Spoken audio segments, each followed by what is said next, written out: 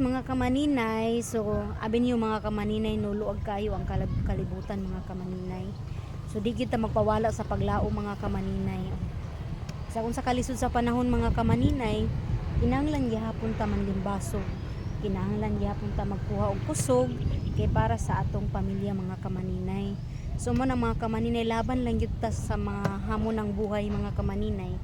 Kay di ta magpaluya-luya. Kay nganong man kita ray mutabang sa atong kaugalingon walay lain. So gawa sa pagampo mga kamaninay, kinahanglan gyapon nato ubanan sa lihok. Kay ani ana bitaw ang Ginoo mga kamaninay nga lihok taw kay tabangan ko ikaw. Munang mga kamaninay, ayo pagpalaluya. Kung unsa imong mga problema, laban lang.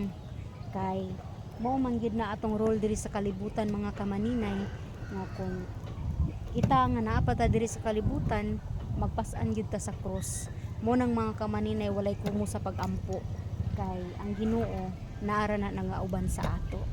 So mora mga kamaninay, maayong hapon sa tanan.